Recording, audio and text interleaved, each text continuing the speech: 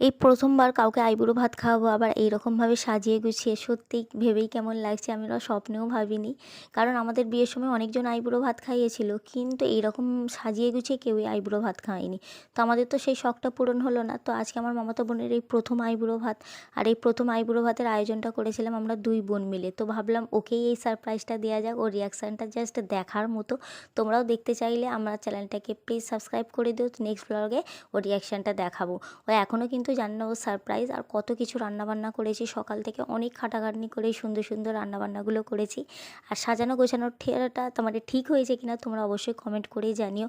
কারণ আমাদের এখানে এরকমভাবে কেউই আইবুড়ো ভাত খাওয়ায় না। আর আমাদের ইসলাম শরিয়াতে এই জিনিসটা, এই রিচুয়ালসটা আছেও কি না আমি সত্যিই জানি না।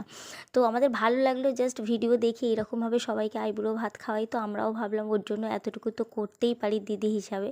তো চলো নেক্সট ব্লগে আবারও দেখা হয়েছে। টাটা বাবাই, সবাই সুস্থ থেকো।